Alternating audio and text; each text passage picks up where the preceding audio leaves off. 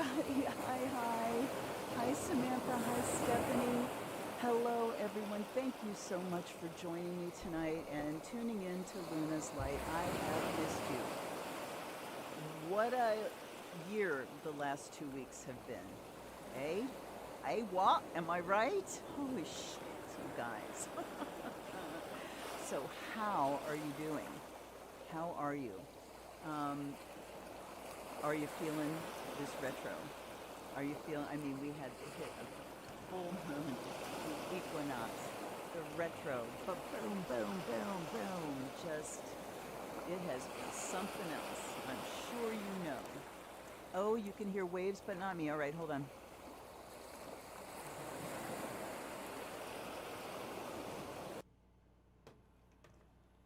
Yeti, Yeti, can you hear my voice? Can you hear me, you guys? Can't hear me very well. Okay, hold on. Is that any better? I had to. Can you hear me? Can you hear me? Test, test, 1, 2, 1, 2, 1, 2. This is part of the Mercury thing. Okay, how's that? I have shut off the waves. We'll put them way back down. All right, waiting for input. Can you hear me now? Yada, yada, yada. Still can't hear me. Is it better? Okay, wait. We'll turn the waves way down here. It doesn't really matter if you can hear those or not. But you got to be able to hear me. How is that? Can you hear me? Okay, good. All right, good. I actually had to, like at 7:59, had to shut my OBS and turn it back on because I could not get it to even see my microphone. So, yeah, okay. Good, good. All righty. I'm so glad. So, anyway, I'll start again. I'll come in again. Hi, everybody. I have missed you. Um, it's been quite a couple of weeks, huh? I had, I've spent, first of all, let me finish my greetings here. Hello, Laura. Hello, Marcy. Hello, Patricia.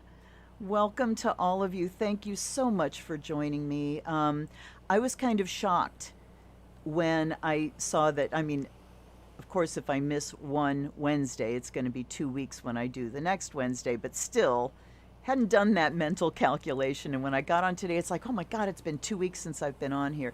And I did a live after that, but hello, Deborah. Um, but just that week was spent in emotional exhaustion for me. We had some emotionally exhausting situations, which have now been contained, I'll say. um, and last night I got a bit of a reset. So glory, hallelujah.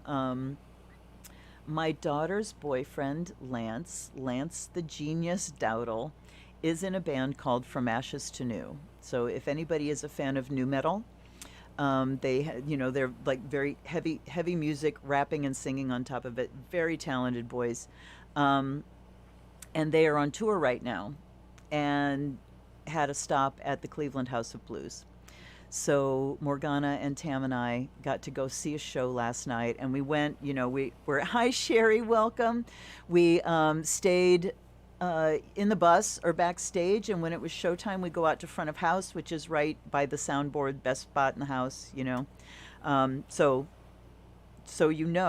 if you ever go to a venue where you can choose where you stand, the best place to stand is either directly in front of or behind the soundboard, because sound man's ears are going to be where it sounds perfect. So we got to, I got to rock for a while and sweat, good, clean sweat. But the funny part is, because of course we had our masks on, song finishes and you go, woo, and my glasses just fog up. But it was just so good to go somewhere and to hear some live music. And can't tell you, I had last week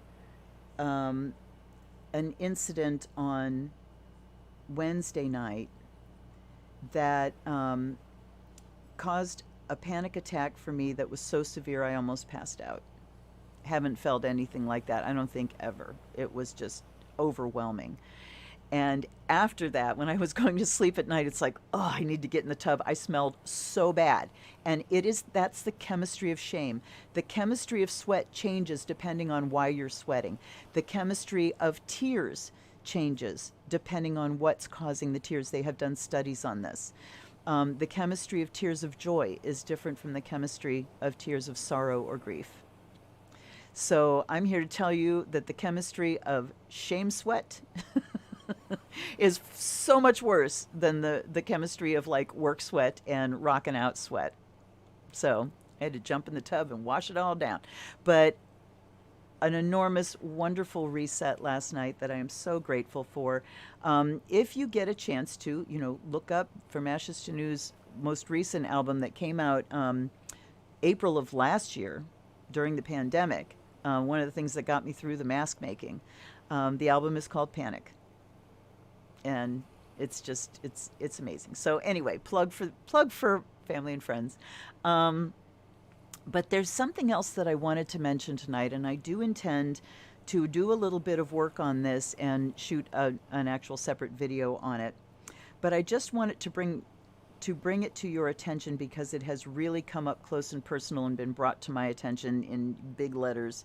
And it's something that, hello back, I'm so glad you made it, honey. It's something that unless you have had counseling, where the counselor has actually offered this to you, you may not even know about it. And it's one of those things that's like, for God's sake, why aren't they teaching this stuff in grade school, you get to high school and college, you can take logic lessons, but it doesn't tell you about thinking errors. And let me find the page that I printed. Okay, hold on. Thinking errors are habits of mind that take us to wrong conclusions. And those wrong conclusions, hello ups and downs, hello darling, okay. These thinking errors can get taught to us by toxic upbringings, toxic situations, traumatic situations. They're habits of mind that sometimes are learned to protect ourselves, but they're fallacies. And when we have these thinking habits, they then generate emotions that do not promote well-being, that take us into depression, anxiety, all the negative emotions which pull energy from us rather than feeding us. So I'm going to go through these really quickly. And like I said, I think I'm going to shoot a video. What I want to do is shoot a video about thinking errors and the tarot, and thinking errors and astrology, and how to kind of identify these things. So in a nutshell, all or nothing is a thinking error, that there's no gray area. There's no both and. It's either or, black and white. That's a thinking error. There truthfully are pretty much only gray areas. But we see things as black or white, either or. That's a thinking error.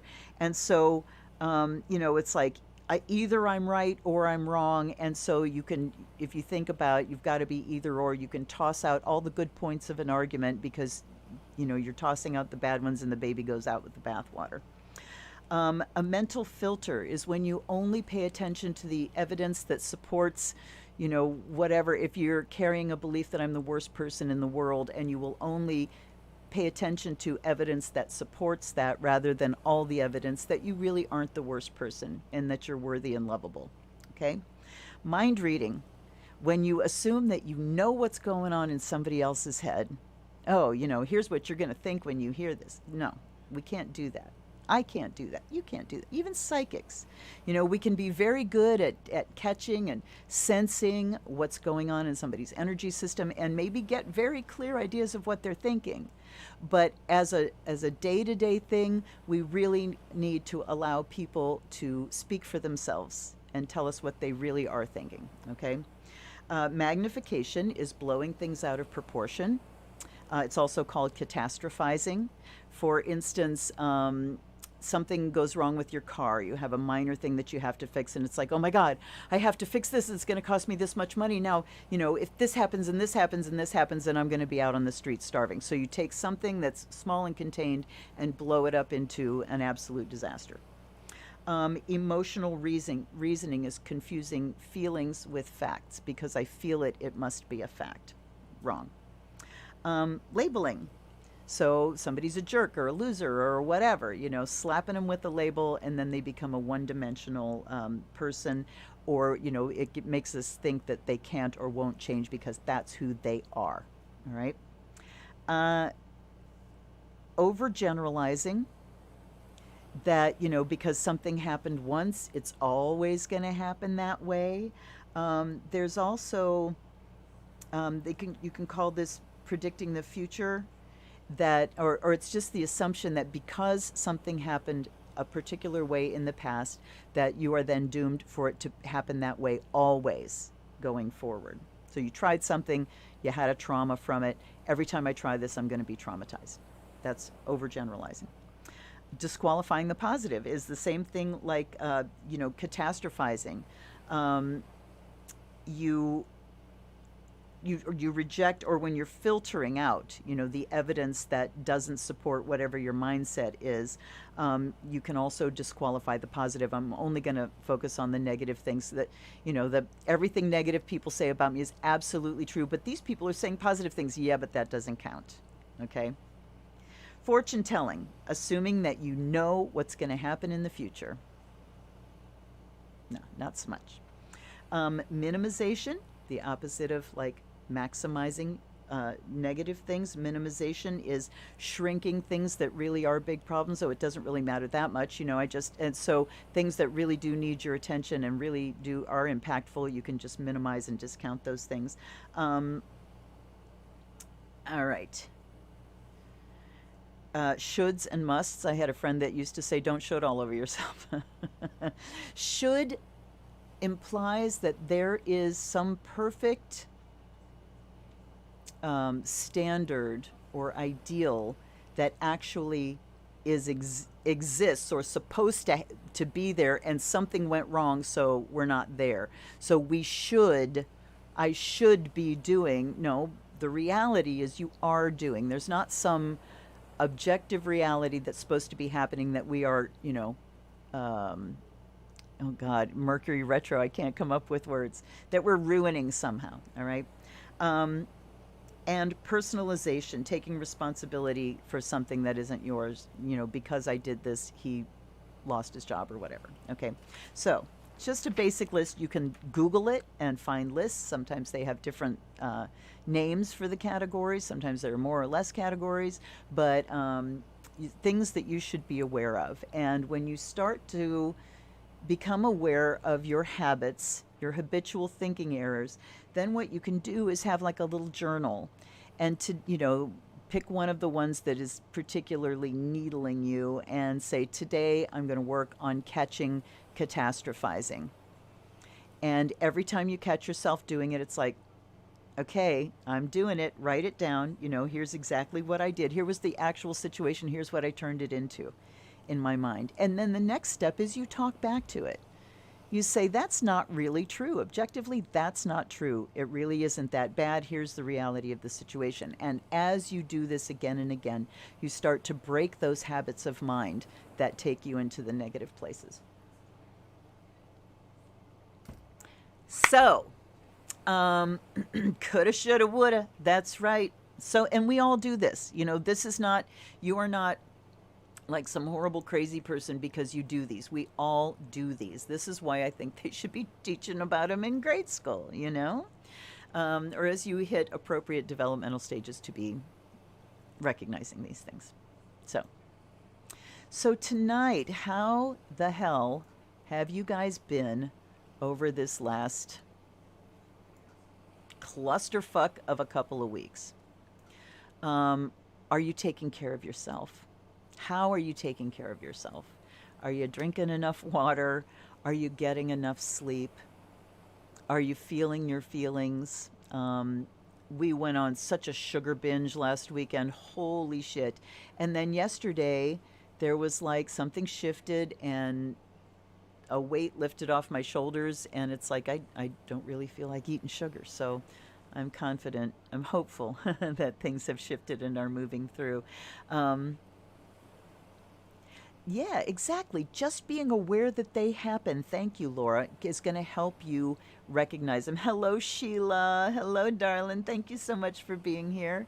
So, and I hope that you've been lucky enough sometime in your life to have spent time with a good counselor. I hope you have, because these are, the priests and priestesses of our emotions and our psyche. And there are two parts to seeing a counselor. There's the therapy part, where you get a safe place that you can talk about anything you have to talk about, and you can trust their confidence, and you can do your emotional processing without being judged by anybody. The other part of that is the counseling part, where they say, hey, here's some advice that you might need. And I had one counselor that gave me a list of human rights that changed my life, and another counselor that gave me a list of these thinking errors that also changed my life. And I was in my 30s, late 30s, when I found out about these. And it's like, could somebody not have told me about this shit earlier? Come on. So a lot of people are suffering that don't need to suffer. And all you need is information to start understanding the source of some of your suffering. So, okay, catching up again. Right on, Becca. I saw about your new job, honey. Congratulations. I'm so proud of you and I'm so happy for you. Oh, Sherry. Oh my God. Okay, so when I had shingles, I was up at my sister's in Detroit when it got diagnosed, and my doctor called in $125 prescription for me, and this was in 1994, so that long ago, and it was 125 bucks, and I couldn't afford it. But my mom had hydrocortisone cream, and I had this big patch on my left butt cheek, like this big around, and it hurt so badly. I mean, the nerve pain is just intense. If you've ever had shingles, you know. And I put the hydrocortisone cream. It did fucking nothing. And I had made some plantain salve, plantain comfrey calendula in olive oil and beeswax, and because my niece had eczema, and I said, do you still have some of that around? Because I was desperate. I was in so much pain. I put that plantain salve on immediate, like within 3 minutes, the pain was gone. No pain, no itching. So even if you don't have the blisters, Sherry, I hope you have some plantain salve. If you don't have the salve, just go out and pick some. Pick some, chew it up, slap it on, make a poultice, and see if that can help calm down some of the pain. And let's send Sherry some good healing energy as well. So yeah, it's been kind of up, down, and all around. The show was not without all kinds of technical stuff last night because of Mercury. So let's go in. I am using tonight the Thoth deck, the Aleister Crowley Thoth deck, and the Lantern Oracle. But let's ground, shall we? Come on down into your body. Yeah, I bet it was. I bet it was hard to diagnose. So if you have specific areas where, where it's trying to break out, I know when it started for me, it started like I thought I had a steam burn, and I'm thinking, how did I get a steam burn on my ass cheek and on the inside of my thigh? And then it went down to my ankle too. It follows nerve pathways, so it usually will be on one side of your body. It's the chickenpox virus that stays in your system after you have chickenpox. When your immune system is dropping out is when shingles can break out. So your immune system usually keeps it suppressed, but when you're under a tremendous amount of stress and your immune system can no longer cope, that's when shingles outbreaks will happen. So it started for me like a steam burn. My skin was so sensitive, and then, it got raised and red, and then the blisters came. So you might be on your way to them, dear. I hope not. I hope not. All right. Drinking a lot of water tonight. I've had an itchy throat. We've got goldenrod in glorious profusion by the edge of the woods there. Okay, so down into your body, down, feel your skin. We're going to do this very simply. Exhale. And as you exhale, feel your awareness and your attention just settle down into your body. Feel it literally coming down out of your head and into your body. Let your awareness go all the way down your legs to the bottoms of your feet. And then let your awareness settle at the base of your spine, and let that energy center vibrate and activate and allow a root to grow down from the base of your spine into the earth.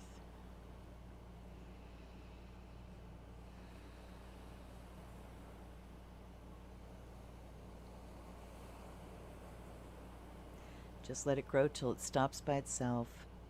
And what we're going to do tonight is open up the drain and allow anything that is excessive,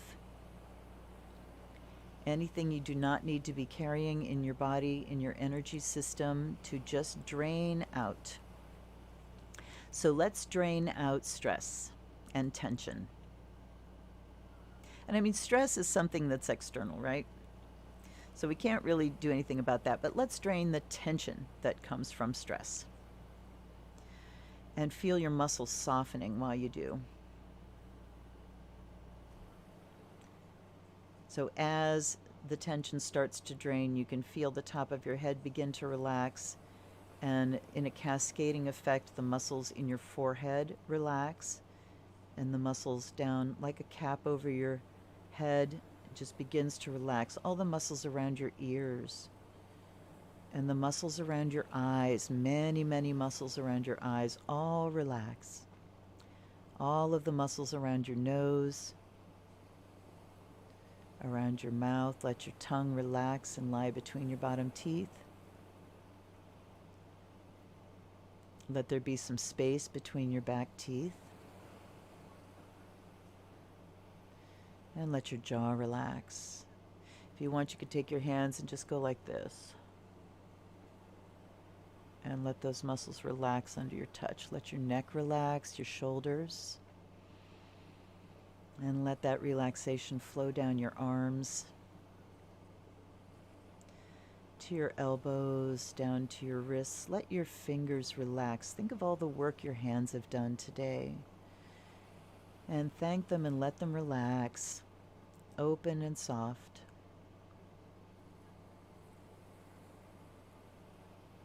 Open to receive, and now feel the relaxation flowing down your chest and down your upper back and between your shoulder blades. Kind of roll your shoulders back and move those shoulder blades down your back. Just move them down. Bring them together, and you feel your chest open up in the front. Notice that you have more room for your breath to come in now. And now let it flow down into your belly and your mid-back, and feel all of those muscles just melting. And now flowing down into your pelvis. Feel your butt relax. Unclench. And feel it flow down your thighs to your knees and all the way down your lower legs into your feet, and feel your toes and your feet just kind of relaxing and flattening out. As you continue to use your cord to drain out any anger, any overwhelm, any fear, any chattery thoughts, just invite them to go. Remind yourself that anything you really need to hang on to mentally, anything you need to remember, is there and will stay there. This is all the excess that is going away. Let it drain.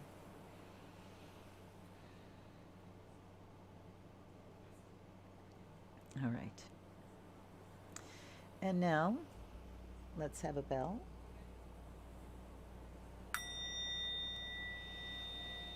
To call all parts of ourselves to the fore, to awareness. calling all your senses together.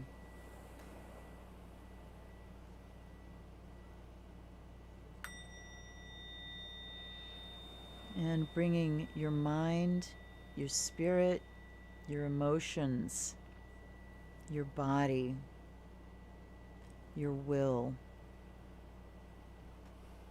all together in one place.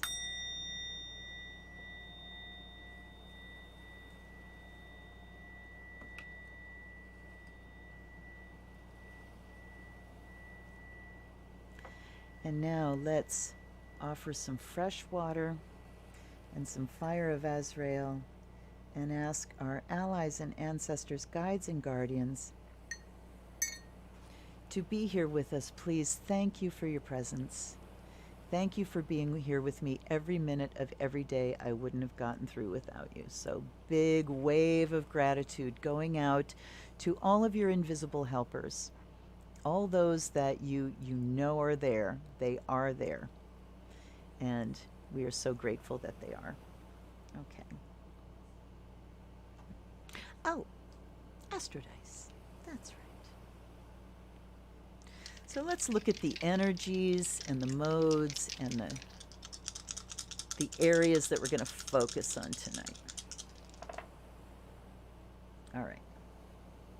We have a Cancer moon tonight, by the way, and we have Neptune in Cancer in the second house. So Neptune in Cancer, psychic is all get out. All right, so let's take these individually. Neptune energy tonight is all about connection. It's about dissolving the boundaries between us, dissolving the illusion of separateness. Neptune rules illusions. And we have this illusion that we're separate because we're carrying, you know, distinct pieces of consciousness around in discrete packages that can be in different places from each other. So we have this illusion that we are all separate and even that we are isolated from each other. So let's get rid of that illusion right now. Let's call on Neptune energy to dispel the illusion of separateness and to bring us together in compassion, in connection, in common experience. Like these thinking errors, these are common experiences to all of us, common human experiences. Neptune brings us together in that way. And when we know that other people experience what I do, we know that they suffer in the same way that I do. And so we can open our hearts in compassion to them. Now, Neptune also rules neuroses, aberrations, anything weird, anything abnormal.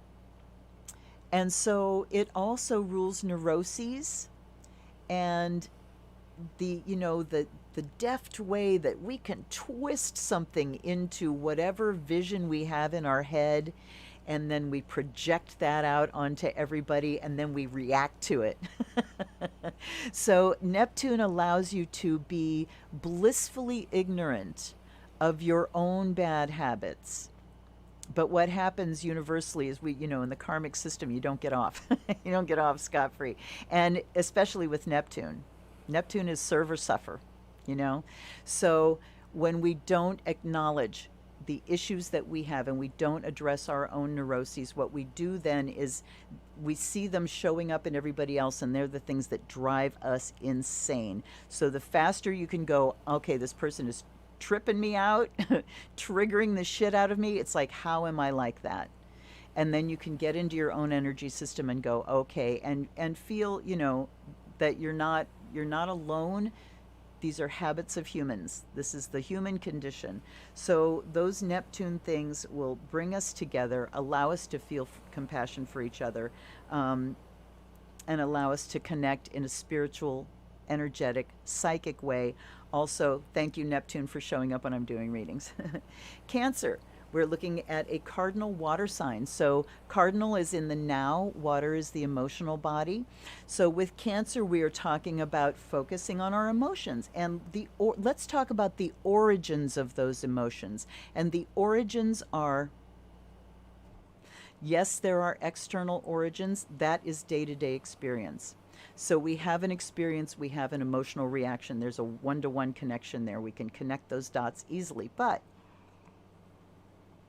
when we are going about our business and find ourselves in an emotional quagmire of anger, of rage, of sadness, of whatever, and we can't find what just happened that put us there, then we need to go internally.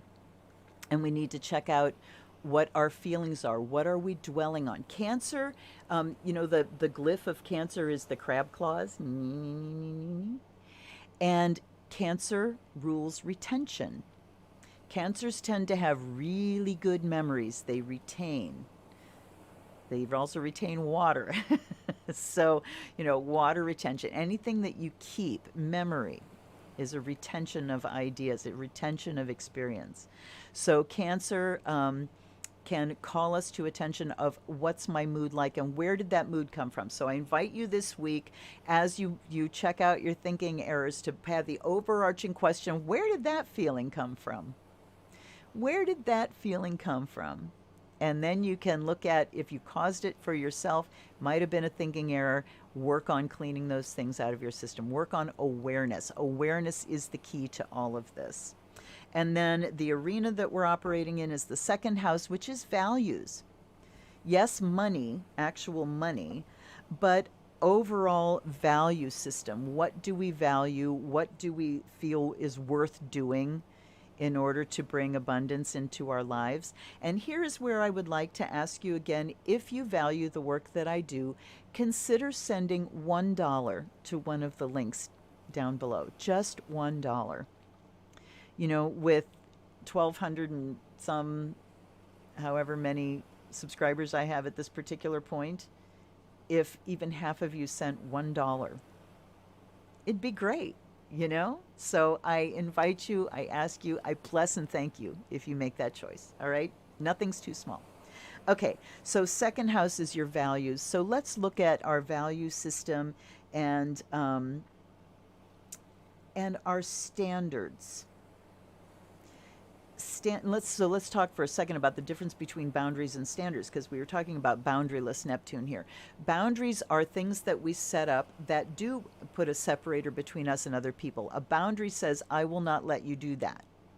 I will not allow you to treat me that way. I will not allow you to encroach onto my territory. That's what a boundary is. It's a keep out sign. Standards, however, are values. I have my standards. So your standards, number one, should say, here's how I expect myself to behave. Hello, Natalie. Hello, darling. Welcome. I'm so glad you joined us.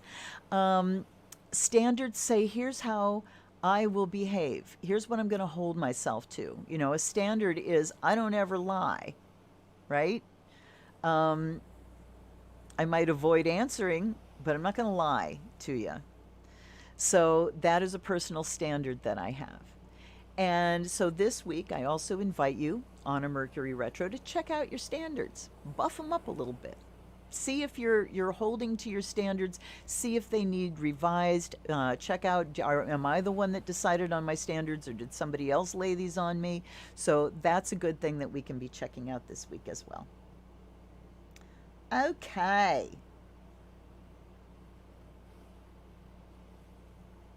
Now, let me do a little bit more Azrael and give our decks a perfuming. Perfume. And yes, Marcy, I've had Thoth deck was one of the first ones I got way back. I used it a lot early on. But I thought it might be interesting to have, one of you've got the Waite Smith Tarot, you've got the Crowley Thoth Tarot, and you've got the Tarot de Marseille. Those are like the three main categories of tarot decks. And I do have a few that are of the Thoth, but I never, had thought about them as a distinct thing. But they have keywords. You know how much I love keywords, So let's go at it, and we are starting with our lovely Libras tonight. Yay! All right, Okay, there's one. We're going to take 2 from each. All right, you want to come. I can tell. Oh, nope, nope, nope, nope, nope, nope. We are not playing this game. You got me? Be contained here. So we have the 9 of Wands and we have the 8 of Swords. We have strength and interference. Ooh. And then let's take a look at the Lantern to see kind of more specifically where this takes us. This oracle, if you haven't worked with it at all, the Lantern Oracle, it's amazing. Perspective. A calm and clear mind is free to see differently. Wow, what a great message right out the chute after what I've been preaching here for half an hour. Yes, a calm, clear mind. So perspective, changing your perspective. My daughter and I, Morgana and I, had a long talk about this last night because we were just talking about how we catastrophize things, and someone she knows was having a struggle, business was falling off, and they were afraid because they're like, this is the worst month I've ever had. And Morgana said to them, just so you know, the worst month you've ever had is better than the best month I've ever had. So there's this story. And I read to her a story. It's like a Chinese proverb of something. And there's this farmer, and he has one horse. Can only afford one horse. He has one. The horse gets loose and runs away. And the neighbors say to him, "What terrible luck." And he says, "Maybe, maybe not." So a week goes by. Suddenly the horse returns and brings with him 6 other horses. And they're saying, "What fabulous luck you have." And he says, "Maybe, maybe not." So his eldest son, his only son, is helping to train these horses and take care of them. And he's riding one of the horses one day, breaking it, and the horse bucks him off, and he falls and gets trampled and breaks his leg terribly. And the neighbors again come and say, "What terrible luck." And he says, "Maybe, maybe not." The next thing that happens is soldiers come to the village. 2 warlords are fighting, and they're coming to conscript all of the young men in the village. And the farmer's son, since he has a broken leg, is the only son that isn't taken from that village to go fight. And again, the neighbors say, "What fabulous luck." And the farmer says, "Maybe, maybe not." So, something being good or bad depends on your perspective. And when we change that perspective, it's called a reframe. So strength and interference here is talking to me about interfering with the mindsets that we get into. So Libra, you're an air sign. You have strength of mind. You have the strength because of your observational abilities, because of your fair-mindedness. You have the unique capacity to really look at your own mind. Libras examine their own minds all the time. Am I thinking rightly about this? Is this fair? Is this just? So your strength, Libra, of looking at your own mind says that this week you will be able to interfere when the messages start getting garbled, or when the emotions are coming from a place of thinking errors, of faulty thinking, of just, habits of mind that are taking you to a place of suffering and lack of clarity. But this week it says you will gain perspective and clarity because you employ that strength to interfere with the faulty habits of mind. All right. And I want to say, again, use the word like faulty and errors, and we can use that. We can absolutely use that as an opportunity to beat ourselves up again. But don't do that. Faulty thinking isn't something that you chose. It gets installed one way or another. When you're not looking, it just gets installed, and it gets passed along until you run into somebody that's going to say, "Hey, have you ever heard about thinking errors?" So Libra,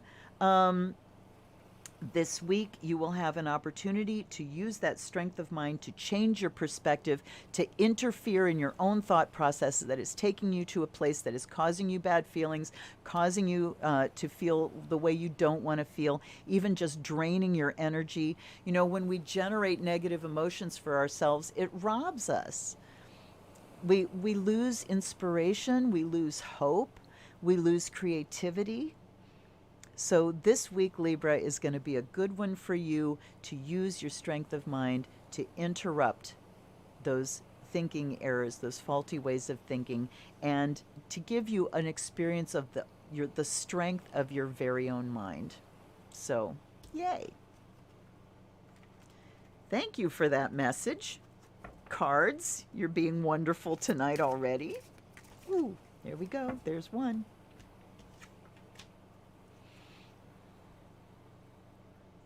Scorpio. Okay, Ace of Wands and Queen of Swords. Wow.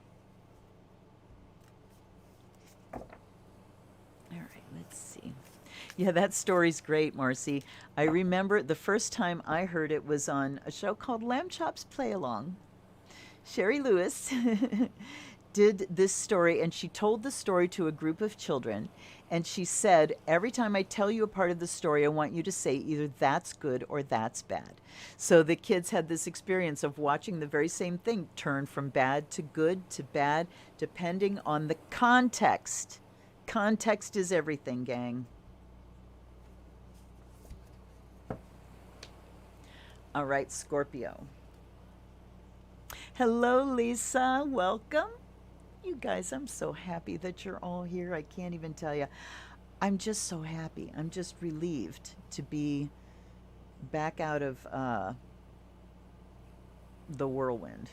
There was a whirlwind. Okay, Ace of Wands. So Ace of Wands is about a beginning of, I was talking about inspiration and creativity, the fire of, I've got something I want to do. So Scorpio, time to kick something off this week. There's been something that's burning in your belly, and it's time to get it started this week. The Queen of Swords, in this deck, we have Knight, Queen, Prince, and Princess. The Knight is fire. The Queen is water, the Prince is air, and the Princess is earth. So being swords, this is air, so this is the watery part of air. So we are talking again about mind and emotions and how those things interact. So the emotional part of your mind. Okay.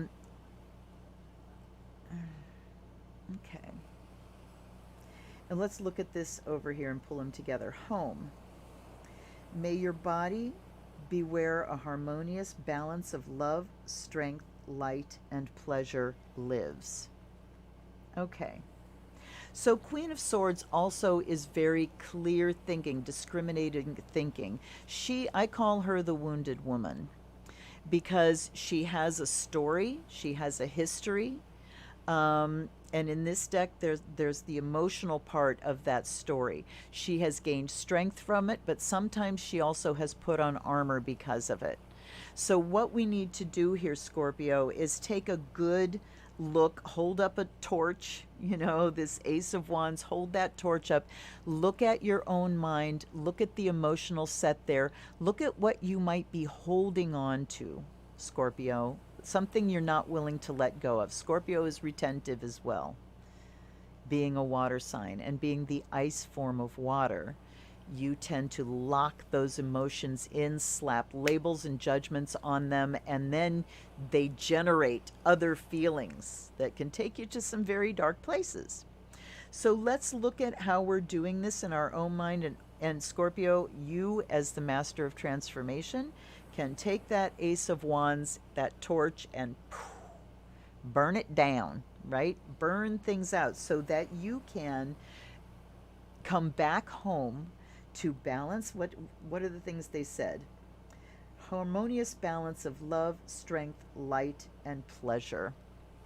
So balance. So Scorpio coming into Libra territory, bringing these things into balance, looking at that interplay of thoughts and emotions in your mind, and doing it with a goodwill to start a new phase where I am not a victim of my mind anymore, where I am not causing myself suffering just by the thoughts that are grinding around. Now, some of us don't have a lot of choice about the thoughts that grind around.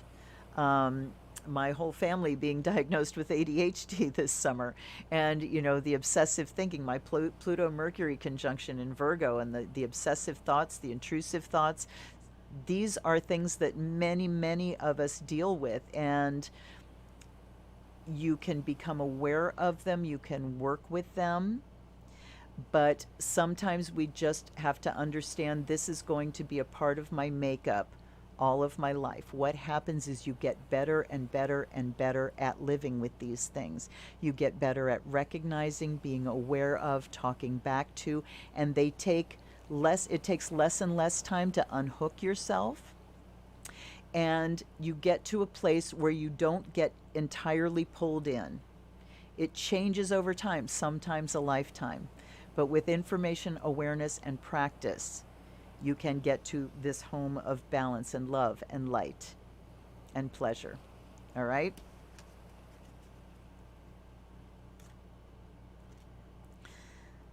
Okay. I'm glad you liked that message, Laura. All right.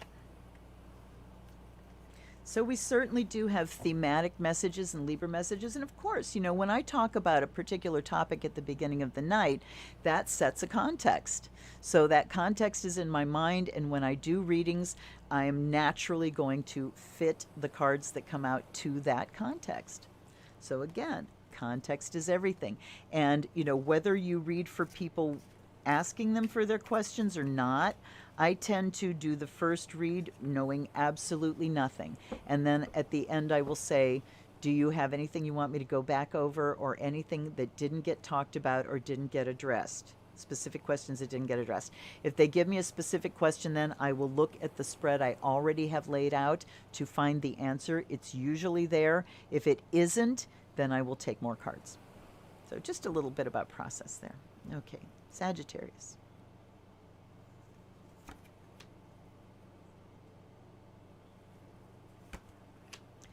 Okay, we have our first major. We have the Magician and another court card. You know how much I love those. This deck has 3 Magician cards, and this is actually not one of my favorites. I like the one that's more dynamic, and I didn't pull him out. I left him in the box. You get 3 of them in this deck. All right. Saggy, right here.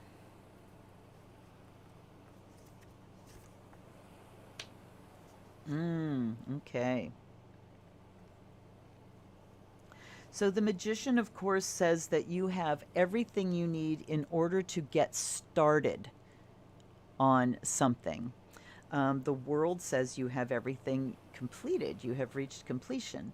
But the Magician is a card of self-containment. It says you have everything you need inside of you all by yourself in order to do the work you need to do. But for the Magician, all the elements are separate. And so he still has to pull things together, blend and merge, shape and direct in order to make the magic. Princess of Cups, so this is the earthy part of water. So we're talking about the practicality of emotions and the physical nature of emotion here. So Magician says it's time to make like the plan, decide on the spell so that I can get to work on it. It's time to begin. And what we're working on here with the Princess of Cups is very possibly processing emotional energy out of the physical body. Because remember, emotions are physical. We tend to think of them as being these ethereal things that don't have substance, they don't exist, but they do have substance right here. Look at what happens to your body when you are experiencing various emotions.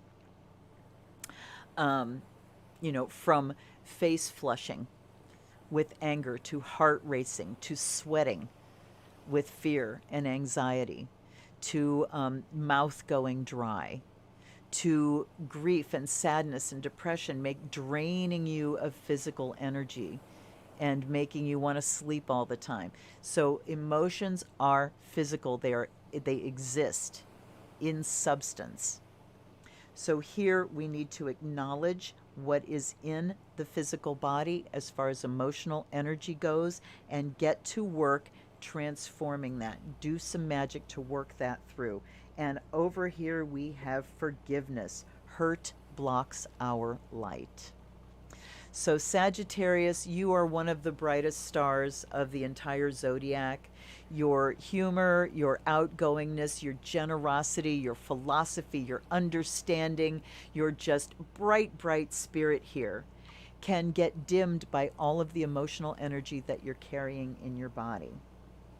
And carrying hurt with you, being precious about that hurt, you have to be willing to start letting things go. And of course, the reminder that the first person that needs forgiven is you. Forgive yourself for being who you are, for making mistakes that everybody makes, okay? And when you allow awareness in that I've done something, I've transgressed, there's something that I need forgiven for, then get to work at making amends, and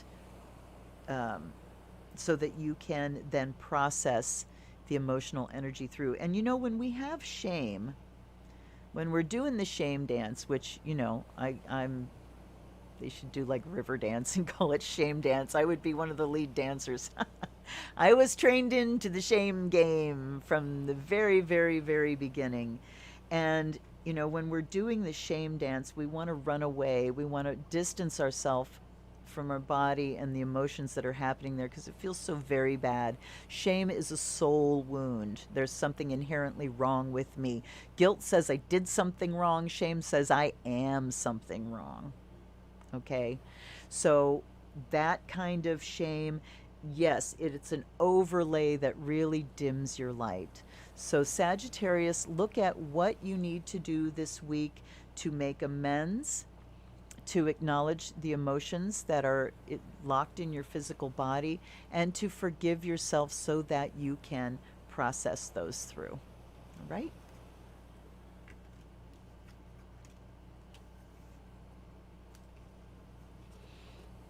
Okay. You are welcome, Samantha, my love. I just dropped one, but I don't know where it went. Where'd you go? And I don't want to roll my chair because... What the hell is that? Wait, hold on, you guys. Oh my gosh. Whee! I thought I was crazy there for a minute because I felt it fall. And it's like it's nowhere, but it fell and shot under the desk. Okay. Hello, Amy, darling, from Maui. Woohoo, baby! Yay! Okay, I am so glad that you're here, everybody. And while you're hanging out and waiting for me to do my stuff in between, hit that like button for me, please. And hit the bell notification if you're subscribed and you haven't done that so you know when I drop stuff. Because I like it when you're here with me. Okay. Capricorn. All right, we want that one and we want that one. Strength comes out again. That's the Nine of Wands. And then we have the Cups. And this is one of those words that I'm never sure how to pronounce. Satiety means being satiated, being satisfied. Okay? Satisfaction would be a better word. 10 of Cups, the happy family card. Okay.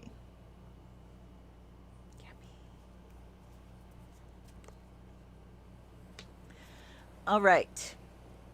Cappy, we've got satiety and strength. So drawing strength from satisfaction, drawing strength from where you feel fulfillment, where your emotional energy this week is about, I did it. Yeah.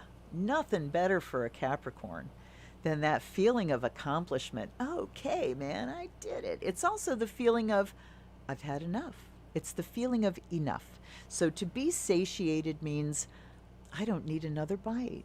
I am good, okay? So feeling satisfied, feeling fulfilled, and that giving you strength. And let's look at this side. We have misalignment. Miracles become normal once we face all of the aspects of our life in the same direction. Okay, wait a minute. Miracles become normal once we face all of the aspects of our life in the same direction. Okay. See, I'm thinking face something, you know, but they're saying it like point things in the same direction. So this is talking about a misalignment. And let's see, maybe there's a misalignment between satisfaction and strength. How would that work? Let's see. Let's see, Cappy. Well, let's just start talking about this and see where we go. So a misalignment says that all of our efforts are not coordinated. They're not all pointed in the same direction. So and also there might be a misalignment between what I say I want and what I'm behaving like I want, where I'm putting my efforts. I say I want this, but I'm putting my efforts here, and that doesn't jive, okay? So this week, Capricorn, take a look at where your efforts are being placed and find out if those are in alignment with your values, that second house value system, your standards, and your goals. All right? Okay, give me just a second here. Okay, there's strength in satisfaction, and that strength is a pause. Okay? We can tend to think, and it's true, that while we haven't come to satisfaction yet, we haven't achieved yet, we haven't accomplished yet, we're always looking at the next thing. What do I do next? What do I do next? And it becomes about doing, doing, doing. But once we have reached satisfaction and we have filled ourselves up to satiety, then we can just kind of pause. We can pause. And in that pause is, you know, the strength of holding still. So this week, Capricorn, I invite you to step into that place of there's nothing I need to do right now. There's nothing I need to do. So on this Mercury retro, what, you know, as you're holding still and resting in that feeling of satisfaction. So rather than on to the next thing, woo, I accomplished that, that was great, on to the next thing. Let's take a pause and sit in that satisfaction and really let yourself experience it physically, experience it on all levels. How does my mind behave when I am feeling satisfied and full? How are my feelings? What emotional state am I in when I'm feeling satisfied? How is my body?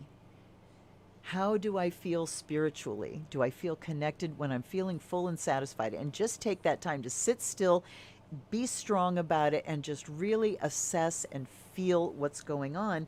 And then look at, you know, from that place of stillness, start to really look and survey. But the strength that's called for here is the strength to hold still. To hold still for as long as it takes to really see the landscape, see the lie of the land, and see, here are all the irons I have in the fire. Are they working together? And how can we align them if they're not? How do you get in your own way? And look at how we can align ourselves so that everything can flow smoothly forward. All right? Has it been an hour already? Holy mackerel, man. Amy on vacation. Oh, my love. Yeah, I knew you were from the mainland. It's like Maui. How did I never know that? Well, congratulations, darling. And My teacher for Tara practice, Premadasara, lives on Maui, and there is a Tara retreat center on Maui. So while you're out there, you ought to check out and see if they're like doing Dances of Universal Bliss. I doubt it with COVID. I seriously doubt it. I haven't seen anything, but might be interesting just to find out. Okay. Aquarius. We got here. Oh, I guess you want to come too. And that one wanted to come too. So here we go. All right, you guys. Rest of the signs, be satisfied with 2. We have the Prince of Wands, we have happiness, and we have adjustment. All right. So the Prince of Wands is the airy part of fire. So the mental part of your will. Mental strength, mental toughness.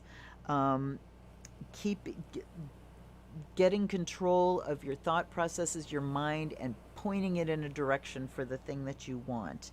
And what we're headed towards here is happiness, but we have an adjustment to go through. Let's find out what that is. All right.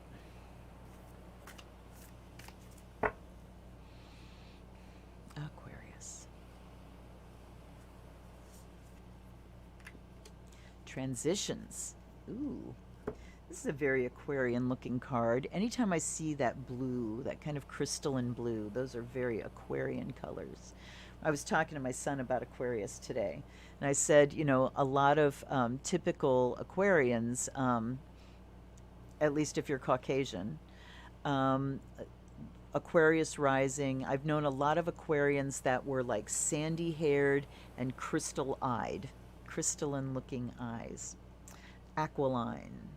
You know, very defined features. Okay, so this says transitions, and I have to hold it over here because the writing is small and my eyes are old and I need new glasses desperately. You have all of the inner resources you need to cross whatever bridges arise on your path. All right, so that's a really positive card for you, Aquarius. Let's pull this all together.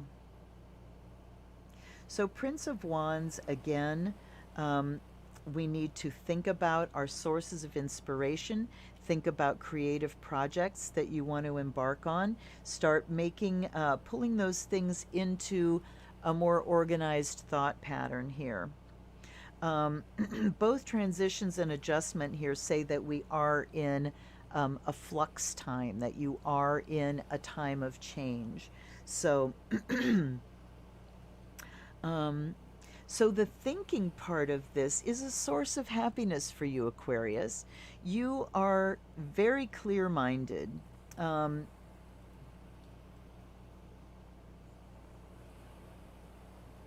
So bring that clarity of mind to the next thing that you want to accomplish, all right? And start thinking on paper. Start thinking about where I could take things. How can I innovate? How can I change things up? How can I move myself forward from here to here? Here's where I am. What would I like to change about it? What's the bridge between where I am and where I need to be? And start looking at it in very clear, concrete, logical, identifiable terms. Start making some lists on things. Here's something I'd like to do. Think on paper. Like I said, let your ideas flow, your inspiration flow, because the wands are fire. This is the airy part of fire, so we're thinking about our inspiration. We're getting ourselves fired up by the thoughts we think, and that brings a lot of happiness. And then you will start finding the path of adjustment so that you can move yourself from where you are now forward. And the adjustment card in this deck is actually justice. Instead of justice, it's adjustment. And I was just looking at the keywords down here and initially missed here that this is a major. I haven't worked with this deck in so long. So the major says that an adjustment is required, and you can engage in some inspiring mental play in order to start to delineate what that adjustment's going to look like. And this says that you have everything you need to go through this transition, to change things, to transform things, and it's going to be a joyful process for you. to make these adjustments. And with Aquarius being a fixed sign, you don't adjust easily when somebody else tells you to. But you are a master at changing your own mind. And when you do, it's like, done. I've changed it. It's different. I'm done. Okay? You don't spend a lot of time grinding over things emotionally. You do it mentally. Okay? All right. All right, Aquarius now.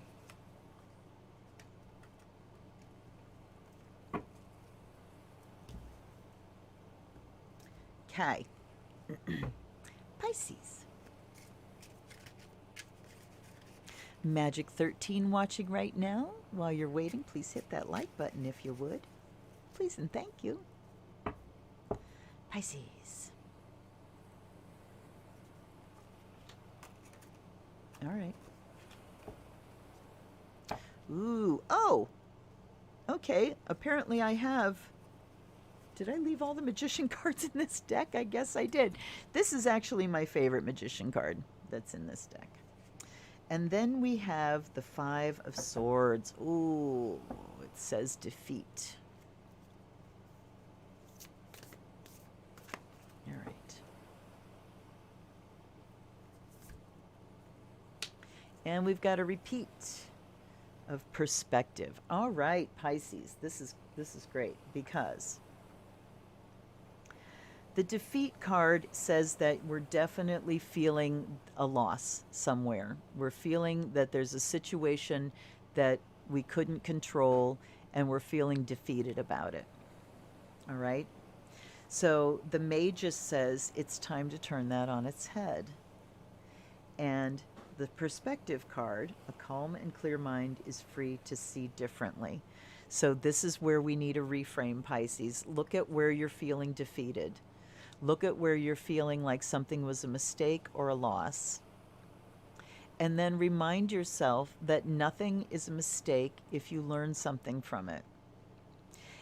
Also understand that there is no objective purpose to the mistakes that we make and the accidents that we have and the traumas that we suffer. There is no objective being or thing about the universe that says this person deserves to experience this, you know? And so we're going to put her through it for this purpose. Purpose at the beginning of something is, you know, a project or something that you decide on. When we're talking about trauma and things that we consider mistakes and losses and things like that, the purpose comes on the back end when we decide, this is what I've learned. When we have taken the time to grieve, to integrate, to examine, to come to deeper understanding of processes that were at work, of parts of ourselves that have shown themselves to us that we need to adjust, that we need to identify the thinking errors and how we contributed to something, you know, that is causing strife or making us feel defeat. And so we do magic. Remember, the most popular, or the most common, I would say, definition of magic is the art of changing consciousness at will. What does that mean? It means changing perspective. It means flipping that thing on its head from good to bad. It means I'm going to look at it from this perspective. And frequently when I'm doing readings, I will get the message and tell my client, there will be a time in the future when you turn around and say to yourself, you know, if that hadn't happened to me, I would not be the person I am today. And it will be in a positive way. You will say that in a positive way. If that had never happened, you know, you will look back and see that this was a changing point in your life. This was a turning point. And it's a turning point that I bless, right? In the moment when we're looking at something as a defeat, What that is, if we remove the judgment from it, the judgment of defeat, what that means is it's time to let something go. There's something here that is going, that is passing away, passing out of my energy sphere. So we look at what is ending and do the magic to change the mind. And again, the magician says you have everything you need in order to start something. So it's in order to change your perspective and turn the defeat around and say, what lessons does this hold for me? You know, and it could be this circumstance that I never fucking asked for, that I have no energy to give to, that I didn't deserve, whatever, however, you know, the truth of it is, you can say, okay, but I'm not going to let this be an utter waste, and I'm going to learn something about myself from it. Even if all you learn is I can survive it, you've learned something. And so you have put a purpose to that thing and redeemed as much of it as you can, energetically, mentally, again, on all levels. Change of perspective. Okay, it's 111 that I've been on. Yay. Disseminate, dissipate. Yep. Yep. Well, it's the wheel of fortune. Things go up, they go down. Things come together, they fall apart. It's all, you know, the whole game is on that wheel. And the wheel never stops turning. So when you are suffering in your life, when you are experiencing things that are causing you pain, try to catch yourself when you're thinking that this was a wrong thing, that something's going wrong. It's just the other side of the wheel. It's not necessarily that something's going wrong. This is a natural phase of life when things are falling apart. It's autumn up here in the northern hemisphere. There's nothing wrong because the leaves are turning color and falling off the trees. They die at this time of year. It's what happens. So the falling apart of things, defeat is the other side of the wheel from victory. So, and there's as much to be learned in defeat. In fact, there's more to be learned in defeat than in victory, in my opinion. We don't learn the big lessons from the good times, folks. We do not. All right. Aries.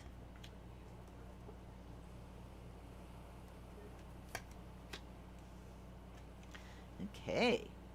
We've got satiety again and success. Hell yes. Aries. And here we have inner life. Okay. Hold on one little second here because I'm curious.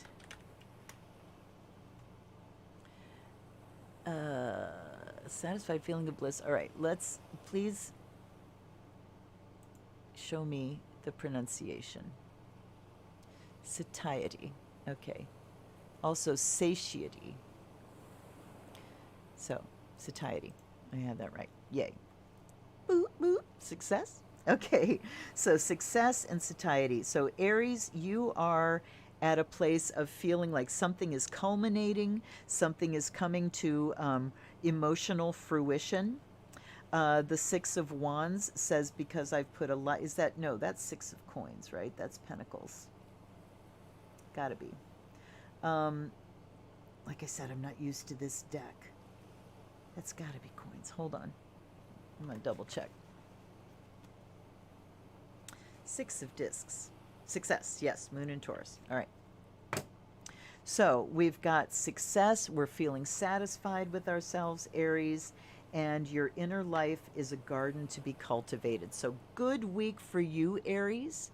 You know, Mercury, as it retrogrades from 25 back to 10 degrees of Libra, there's odds on, you know, we're half of the Arieses are going to have Mercury opposing your sun during this retrograde.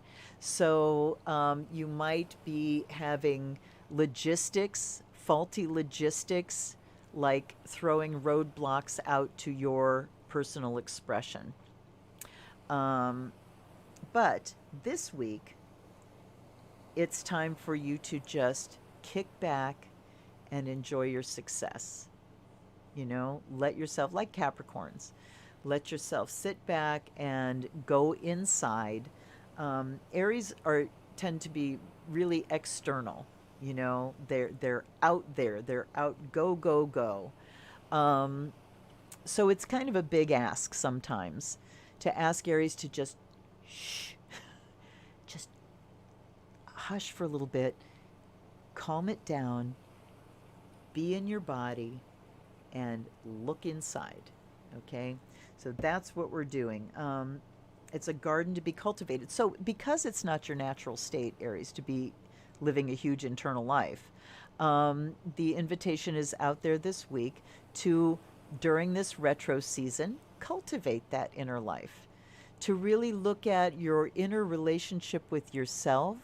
Are you right with yourself? Going back to our Astrodice up here and that second house of values and standards. Am I behaving according to my own standards? And also asking yourself, how did I get to this place of being satisfied and feeling successful?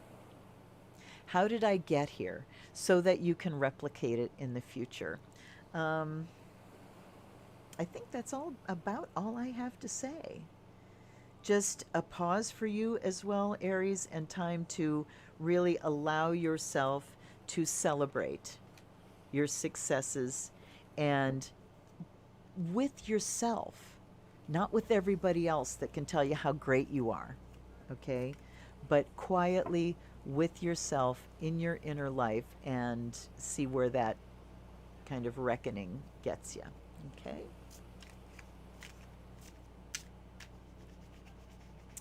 Taurus. All right, we want here. Oh my gosh. And here we go, Magician. And Satiety again.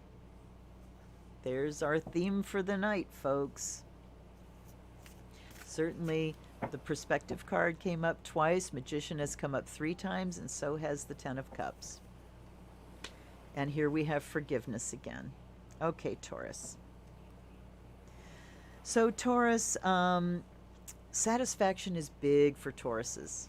Very big, because they live in the physical and sensual energy that manifests in feelings of satisfaction, are very important. Okay, let's see here. All right, so for you, Taurus, forgiveness is the key here. Forgiveness is the magic for you this week that can bring you some satisfaction. And again, where does it start? It starts with you. But there's also someone else that you may need to consider that just really needs forgiving. Now, does that mean you contact this person and tell them that? Maybe, if that's the kind of relationship you have. But and if you really feel that this person needs let off the hook by you, specifically, so that they know. Only you know if that's the case. Sometimes it's just the case where we need to forgive them ourselves. Sometimes it's the case that the other person will never ever accept that they've wronged you. So contacting them and saying, I forgive you, is going to get you nowhere but in a tangle of bumping up against their view, their perspective of the situation. And that's going to be distinctly unsatisfying, right? So what's really important is the forgiveness in your energy system so that you can free up that energy. Forgiveness, as you know, does not say you didn't hurt me. It doesn't say what you did wasn't wrong, or that I deserved what you did, or anything like that. What it says is, I will no longer live in reference to this trauma. I will no longer live my life in reference to it, in resentment, in revenge, in grief, in hatred. I will no longer live my life in the negativity that I feel towards you when I think of you. But you have to be ready to forgive. You can't fake it. Sometimes you can fake it till you make it, and it happens progressively, until you really feel it. Maybe it could be time to just talk about what would it look like? What would it mean if I offered forgiveness here? What would it mean if I came to forgiveness in my heart with this person? And it's true that some people that we might want to forgive are no longer around, and there's no way to actually, talk to them. But the essence here is the shift in your energy system. And the change in perspective, back to our theme here, when you can change perspective, forgiveness can get easy. For instance, when my mother was living with me, and boy, oh boy, was there a lot that I carried. True forgiveness, which is incredibly liberating. True forgiveness came for me when I really knew that she was a victim too. She did not choose to be the way she was. She did not choose whatever trauma she went through. And so she did, understanding then, she really did do her best. She did her best with what she had. And she was a traumatized person, and she had been victimized too. And suddenly it was like, and really, I got there when I would give her a shower, and go in to get her dressed, and I would be putting lotion on her back, and her back was tiny, and it was like a little girl's back, and I just rubbed her back, and I felt her as a little girl going through the depression and the fear and trauma around that. And I connected with that and truly understood that she did not choose to be the way she was, and forgiveness happened. So, Taurus, you have a lot of satisfaction available to you if you can go on that journey, begin that journey. Magician is beginning, remember, so just begin that journey in a way that you really need. Okay?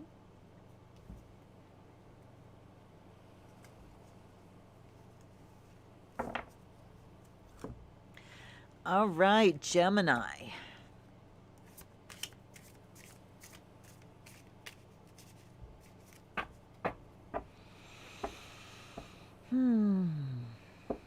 And you notice I'm kind of sticking with this way of picking cards now. This has worked out so well for me so far. It's neat. There's the frickin' Magician again. Oh, and the Sun. Gemini. Woohoo. When your ruling planet is going bass backwards and you get the Magician and the Sun, it can't be all bad, right?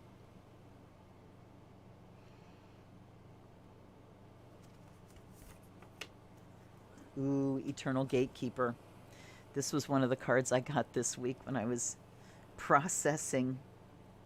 All right, Eternal Gatekeeper says acknowledge, assert, and protect what is right for you. So the Sun represents what is right for me, what I want, what I need, according to my standards, what is right for me. And the Magician says I do the work, I set the energetic boundaries. So the gatekeeper here says that there are boundaries that need to be set. So the magic for you this week, Gemini, is in constructing those boundaries. What does a boundary exist of? Consist of. What does a boundary consist of? Is it a wall that we build? Let's say there's somebody you're having a problem with and you need to set a boundary. Do you build a fucking wall around your house? Boundaries exist on all levels, all right? So on a mental level or on a physical level, a boundary would look like not spending time with this person. not allowing this person into your home, into your personal space, or, just taking control of how much time you choose to spend in this person's physical space, sharing, bumping auras, sharing physical space with this person. On an emotional level, boundaries say, I am distancing myself because there are feelings that are being caused. So that spills over into the mental level, where you're looking at the thoughts that you have around this and deciding to change those. A mental level also happens in communication, where you tell someone, here's what I do not accept. Here's what I need from you. And the, hold on a second. On a spiritual level, actually doing magic, actually doing spell work, everything from just, having something that represents yourself and drawing an energetic boundary around it, just doing this thing, putting up a circle around you, doing your grounding and putting the egg around you, that's the magical part of it. So on all levels here, you need to really work at setting your boundaries so that you can then let down your guard and be fully who you are in your own space. And you are to, okay, the 3 words here: acknowledge that you need to set a boundary, assert that boundary, here's what I'm doing, and then protect that boundary. That's maintenance. Okay? All right. Gemini. Thank you, Natalie. I'm glad you appreciated it. All right. And we are on to Cancer. Oof. Boy, my brain just did a wacky thing there for a second. I kind of completely lost the thread for just a hot second. Weird. Thank you, Mercury. All right, so we have Cancer here.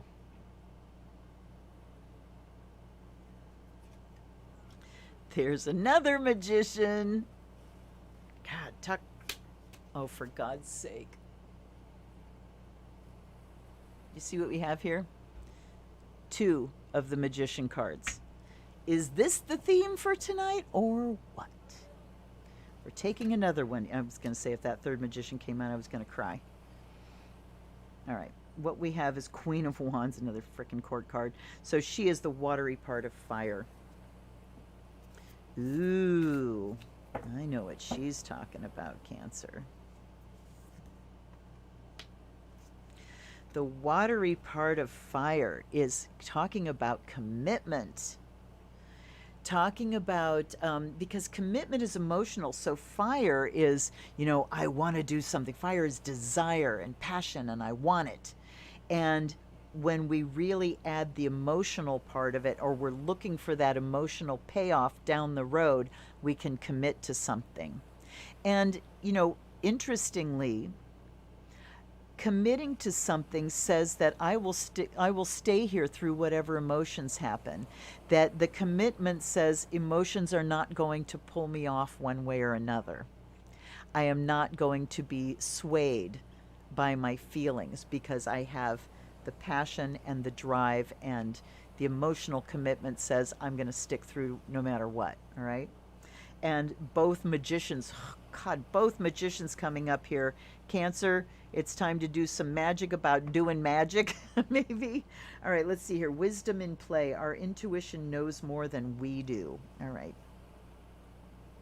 So, the watery part of fire is the intuitive part of your creativity, the intuitive part of your passion and your desire.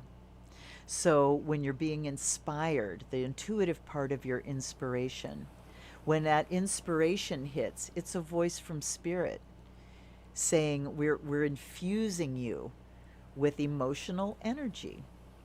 Infusing you with the emotional energy to get going on something. So, Cancer, intuition is one of your strong points. You know, you are very much in touch with your emotional body, that watery part of yourself, and the way that water is flowing gives you a lot of information about what's going on around you. But the two Magus cards right next to each other here are saying it's certainly time to start. There's a project that's getting started this week. So, okay, wait. What I'm getting is that it's not a specific project, but the project itself is generating inspiration about new things. Wisdom in play, playing with inspiration. What would be really fun to do? Let's come up with some fun ideas that then we can feel very inspired about and passionate about, and that engage our emotions, that bring us joy. So that's the part of listening to your intuition. That's where you are this week, Cancer, is really just sort of having a brainstorming inspiration session, inspiration generation, where you sit down, tap into your intuition, and start thinking about, what could I do? You know, here are the things that I have. What can I do with them? And ooh, what fun. Okay. So, yeah. And then part of that is making a list of when you say, okay, this is something I'd really love to do. And then the magician talking about having all the basic materials. Then you look at, what would it take to accomplish this thing? Like, what materials would it take? And here's the list of things I already have and things I need to get. Knowledge and skill wise, what would this take? Here are the ones I already have. Here are the things I need to get, you know?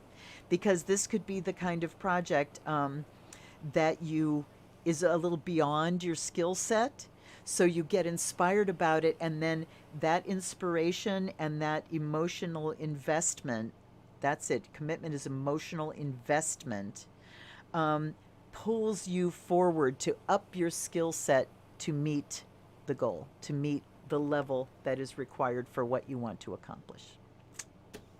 Okay.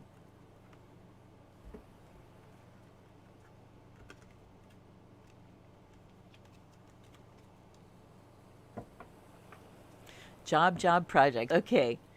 So Marcy says, two magicians and Queen of Wands is job projects. Okay. Fire energy to apply to it. Yes.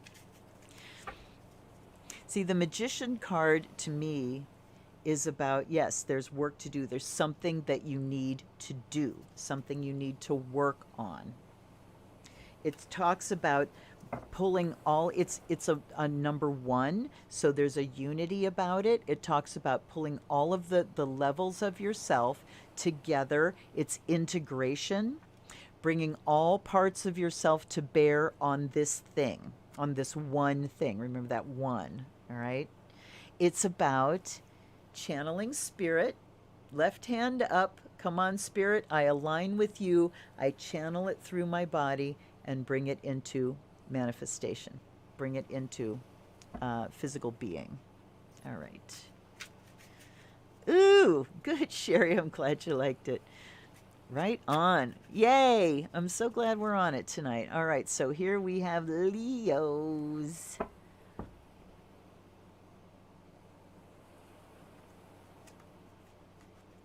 thinking, not the magician, not the magician.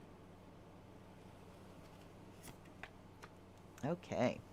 The Emperor and happiness. And if you notice tonight, other than the magician, the only other major arcana, is this true? The only other major we have had tonight has been the Justice card. So what does that tell you? It's Mercury retrograde. It's all about the details. It's all about the nitty-gritty. It's all about the how and the why. Right? It's not the big, big life lesson stuff. It's all review, tinkering, fixing, revising. All right. Oops. Got a drinking problem tonight. So the Emperor and happiness. Leo, you are the boss of your own frickin' happiness. Ooh. What a great card. Radical curiosity.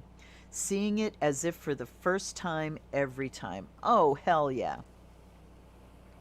So, The Emperor and happiness says, Leo, you are the boss of your own happiness. You make the decisions that decide what you let in and what you kick out. All right? You're the one that says, okay, this doesn't make me happy. It needs to go. This is decision making. Decision making about the state of your own happiness right now. The Nine of Cups. This is the wish card too, Leo. So, okay. Time to really do some wishing for the next phase here. But the Emperor is about authority and decision making, and the buck stops right here. So, Leo, your happiness is in your own hands and no one else's. And if there's someone else that has been taking the fall for why you're not happy, then you need to make decisions about that. Is this truly what's not making me happy? I got a decision to make. Nope, it's really not that person. It's me and how I'm thinking about things. Okay, well, I have a decision to make. And the authority says execute. The Emperor is executive ability, getting it done, not just making a decision, but seeing it through. Delegating. Who needs to do this? It's in my hands. I'm going to take my part, and I'm going to tell you what part yours is. Radical curiosity, seeing as if for the first time every time. So, fresh eyes this week, Leo. Fresh eyes on everything. Mercury retrograde can pull us into the past. It does pull us into the past because we're reviewing and revising. Things present themselves to us again that we think maybe we were done with. And we go, what the fuck why am I wrestling with this again? Why am I looking at this again? Well, why you're looking at it again, and especially when you hear yourself say, I thought I was done with this. I've done this so many times, I thought I was done with this. Why the fuck am I dealing with it again? Because we're never done. It's a spiral. That wheel of fortune, the up and the down, there's another dimension to it. So you've got the wheel that goes up and down, but it moves this way too. You got the flat wheel going around this way, but it spirals, right? And every time we go around the wheel and this karmic lesson presents itself to us again, we have another opportunity to see it with fresh eyes, to meet it at face value. Yes, depending on how you're oriented, to go back and look at how this played out in the past and what it meant to me then, and was I right then, and what does it mean now? I'm integrating, bringing things, absorbing things into your energy system. So each time something cycles around, you have a new perspective from which to view it. And as it cycles around and around, you start having this dawning understanding that it's up to me. I have a choice about my perspective. So when it comes around this time, is going to be a lot of flailing and gnashing of teeth and rending of garments? Or am I going to say, okay, I've been around this before. How can I look at it differently this time? How can I look at it as if it's the first time every time? Radical curiosity. What really is it? Wow. Especially when you hit those times where you're like, I don't want to know. I don't want to deal with this again. That's when radical curiosity comes in. Wow, this is really something. It's really something how similar this is to all the other times I've been through this. What's different about it this time? I wonder. And maybe the only thing that's different about it is you, because you're older and wiser now. So your happiness lies in your own hands, Leo. And when you choose to look at something from a fresh perspective and not go into the old grind of, oh, this happened to me before, so now I have to feel the way I felt before. No, you don't. You can maintain your happiness while looking, and what allows you to maintain your happiness is that radical curiosity, because curiosity opens us. Curiosity suspends judgment. Open mind. What's here for me? Not, oh, I recognize that, right? So radical curiosity can open you up this week, Leo, to make decisions about the state of your happiness now and what can improve it in the future. I'm loving these decks together. All right, let me catch up You are not in trouble. I mean, think about it. The emperor has the power. The emperor is powerful. The emperor, his will be done. When the emperor says something goes, it goes. The magician has the ability to shift and change things however he wants to. Remember magic, the art of changing consciousness at will, and the will is the emperor. So no trouble, Mercy. Right on. Yes, Samantha, respond instead of react. Absolutely. Okay. Last one, Virgo.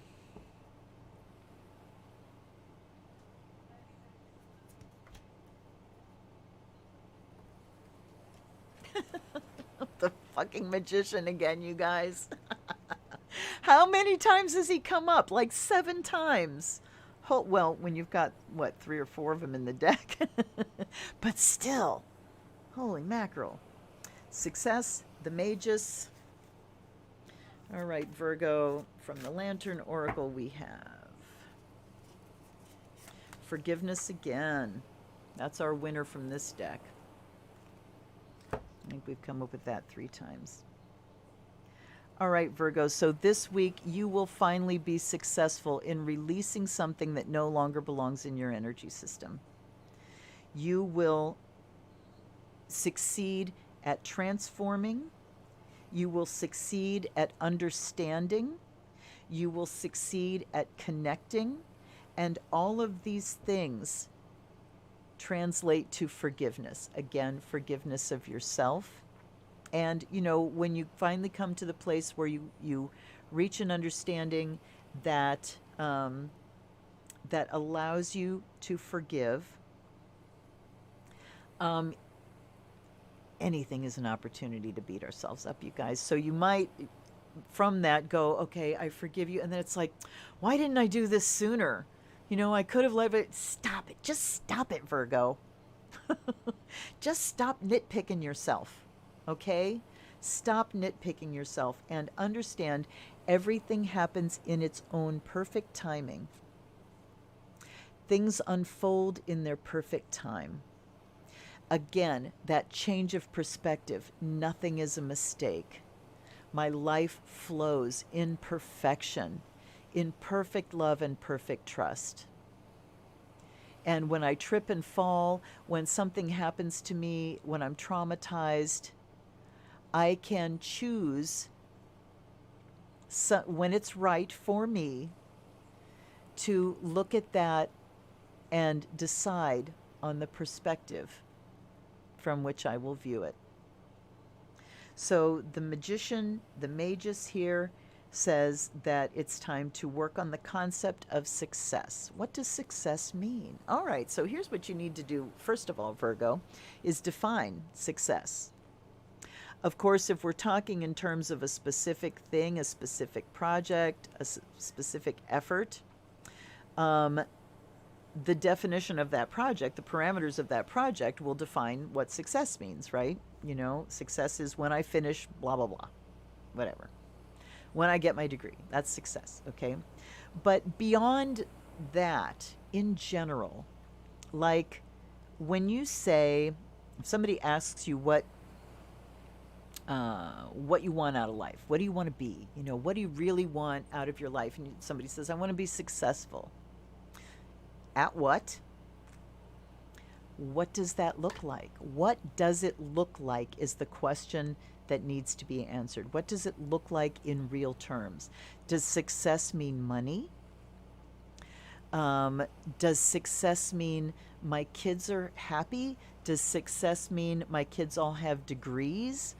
Does success mean I'm still married after 40 years?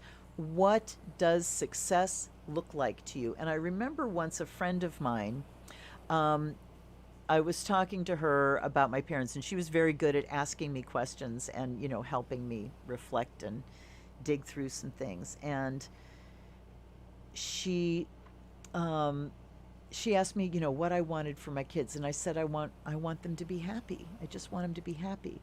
And talking about my parents and everything, she said, your parents raised you to be happy, not successful. They didn't give me tools for material success. or any other form of success, actually, when I think about it. But we look at these abstracts. Happy is an abstract. Success is an abstract. And so until we define it in concrete material terms, measurable terms, then it's going to remain an abstract. And you say, I just want to be successful. I could sit here and say, I'm not successful because I'm not making $1,000 a month off my channel, Or I could say, I'm successful. I've got 600 videos on my channel. That's success. I have a successful channel. I'm still getting new subscribers. People are coming when I do a live stream. That's a success. So success, a very important point here too, is success is how you define it. Success to other people that are looking in at you does not matter to you. Someone else's definition of success has nothing to do with you.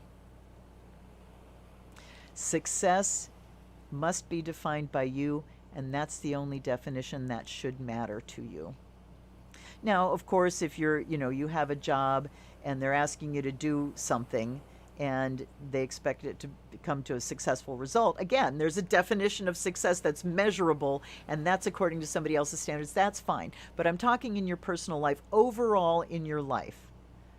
When I leave this life, again, project yourself to your funeral and imagine the people standing up to talk about you. What are they saying? What are they saying? Wow, this person was the most successful real estate agent ever, or this person was the most successful mediator, the most successful human being, whatever. So define success for yourself, Virgo. Pick through it and come to a very good, well-defined, all the particulars. And then forgiveness here says, I'm really feeling this is for yourself, Virgo, that it is time to let go of all of those times when you didn't feel successful, when you didn't live up to your own standards. Time to let it all go. All right? This week, it seems for all of us, this first week of the retrograde, there's a lot here about lightening the load. There's a lot here empowering us that we have the tools to do what we need to do, a lot of reflection to happen, and knowing that we have the power to change perspectives on things whenever we want to. Whenever we want to. Okay, gang, we've got, I'll do another 10 minutes here. It's been almost 2 hours. I can't believe it. What do I want to grab? I guess I'm just going to grab the Thoth again. Oh, owls, Laura. I haven't heard an owl outside in a while. Mostly because it's been summer and the air conditioner's been on all night. Now that it's fall and the goldenrod is in gay profusion, I can't really have the windows open either because they're... Oh, okay, so let's look at success and the lovers. Let's just do this.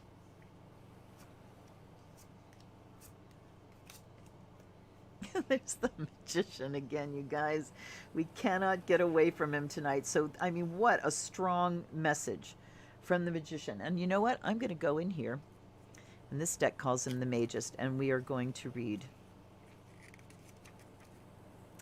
Okay, the Magist. Skill, wisdom, adroitness, elasticity, craft, cunning, and deceit, theft. Sometimes occult wisdom or power, messages, business transactions. Okay, so yeah, business and cunning, deceit. It's the ability to, the adroitness, the ability to adjust according to what's going on. Magic, magus, the art of changing consciousnesses at will. I can change my perspective so that I can adjust, I can adapt to any situation. And remember, the person with the greatest capacity for change wins. That's magician. All right. We've got the Lovers card here. Success and futility. Oh, goodness. All right. So Lovers is the attraction principle. What are we attracting to us? We have success on one side. We have futility on the other side. Okay, so a big part of attracting success to us is in recognizing where our efforts are wasted, where things are futile. And futile efforts tend to be those efforts that we do just because I feel like I should be doing something, but I don't really know what I'm supposed to be doing. All right? So we really need to separate futility and be willing to look at ourselves in a harsh light to say, where am I wasting my efforts? Seven of Swords is the thief card, and futility is a great keyword for it because futility is a thief of time and energy. I'm doing stuff, dig a hole and fill it in. That's pretty futile. They call it make work. What are you doing that you could pare down and save your energies that could go towards things, efforts that really are successful? So here we've got the Magus and Justice and Wealth in the middle. Ooh, looky. Hold up.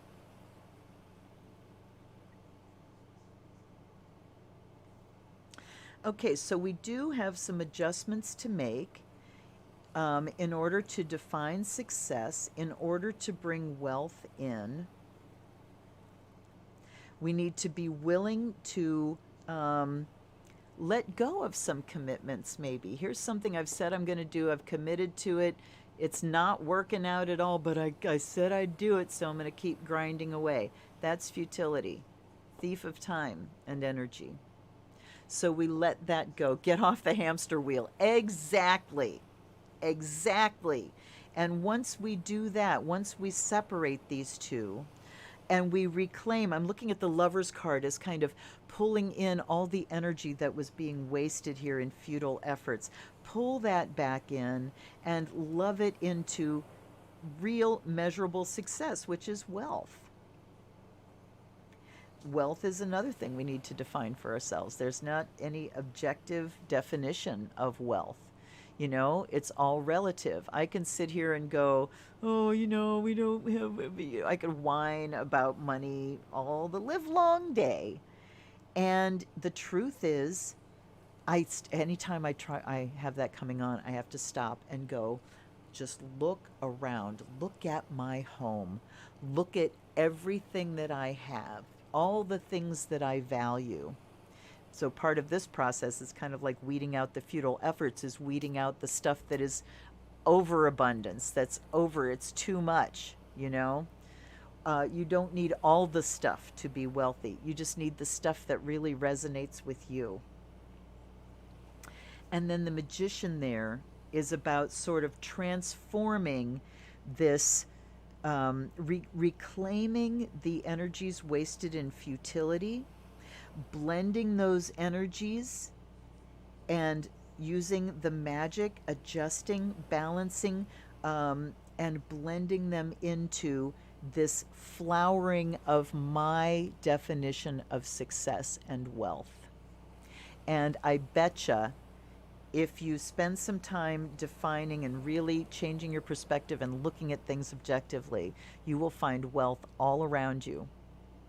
And even when you've been thinking, I'm not, even when you've been having those thoughts. One more here. And we have the Two of Wands Dominion. This is your proper business. This is your territory, your own happiness, your own success, your own definition of wealth is your territory, and it's your proper business to get to work on it. The Lover's card says you're in attraction mode now, that we're in attraction mode now. So collectively, time to start pouring love into our lives. Pour love in. As Samantha said, get off the hamster wheel.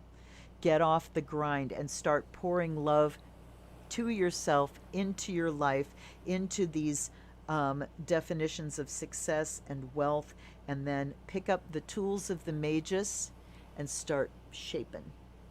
Start moving and shaping. Adjust along the way, adjust the plan along the way, and then Dominion says you have the idea, look at what I've done, look at what I've made, look at what I've manifested for myself.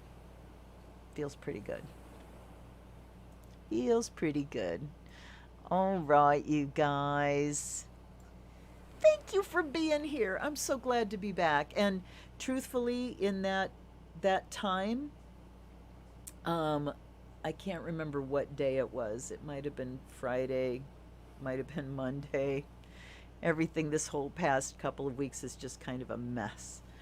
But I sat down, and it's like I need to shoot an unboxing. I've got decks that I have to do, and I sat down. I got halfway through shooting, and I couldn't do it anymore. So for me, it was the recognition of I don't have this right now, and also the recognition that this channel is my domain. I have dominion here. I say what I need to do, because it's like, oh, I have to do it. Do you? Do I have to? Who says? I say. I say I'm dropping an unboxing every Monday and Friday. Well, no, I'm not doing that anymore. Well, I say what goes here. This is my domain. So from that sense of dominion, I create my channel, and I decided not to show up when I was tapped out and would have been sitting here whining at you. So no more whining. Well, there probably will be whining, but I'll save that just for my family and my close friends. So today I was so looking forward to it, and really feeling that I can give my best tonight. And it feels so successful, that word satiety, it feels successful and satisfying to show up knowing that I will be able to give you my best and not just kind of go through the motions. So again, I value you guys. I can't express how much. Again, hit the like button. Thank you very much. If you haven't subscribed, please do. If you think about maybe joining my Patreon, it's $3 a month, just basic support. And again, I bless you, and may everything you send in my direction come back to you at least threefold. At least. All right? Thanks so much, you guys. I will see you again when I see you. Hopefully I'll have a prayer circle or something going on this weekend. But until then, this is Luna. Love you all. Blessed be.